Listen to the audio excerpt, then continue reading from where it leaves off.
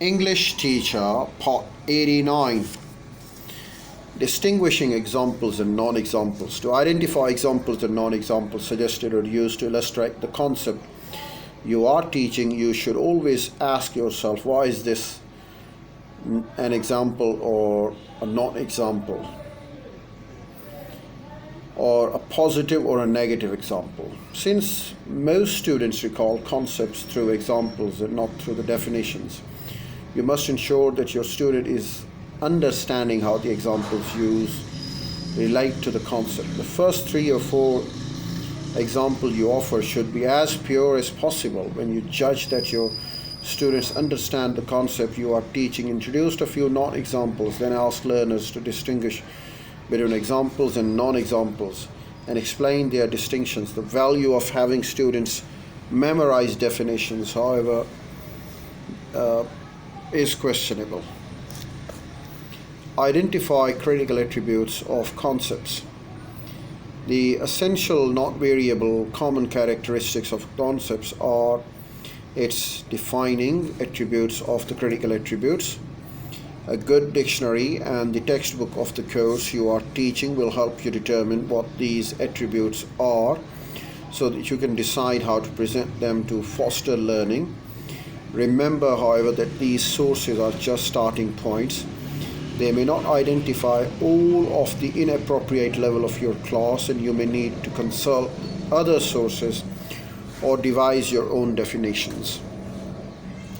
Identifying non-critical attributes of the concepts. The non-critical attributes are the attributes that are variable, are found in some but not in all instances of a particular class of items. They may belong but do not need to belong to a particular instance of a concept and are not normally part of the concept of the definition. See, for example, clearly identify the non-critical attributes helps ensure the learners clearly understand a concept. Of much confusion in some students' experience in trying to acquire concepts occur because of the associated non-critical attributes. Now we have the definitions of these concepts. The critical attributes that lead to an understanding. If the concept is like standing body of water surrounded by land. For nation, group of people, common political allegiance. Dream, imaginary experience, lack of distinction between reality and unreality. A young child, for instance, may first associate the term chair with yellow kitchen chairs. To this child, all chairs must look like those kitchen chairs. Chairs of a different color or shape are not yet chairs to this child because he or she has not yet learned to distinguish non-critical attributes of the concept chair. For example, color and shape from the critical attributes. A piece of furniture with a back seat and legs designed to accommodate someone in a sitting position. Some non-critical attributes are particularly befuddling to learners and should be discussed specifically.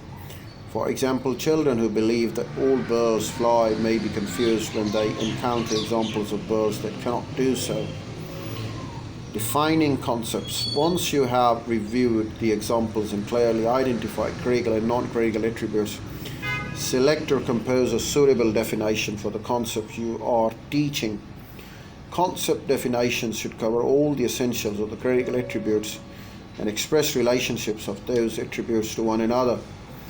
Non-critical attributes should be avoided, however, because they can produce a muddy definition and confuses the students, interferes with the learning and transfer, move from simple to the more complex and more specific definitions as learners develop their higher level of skills.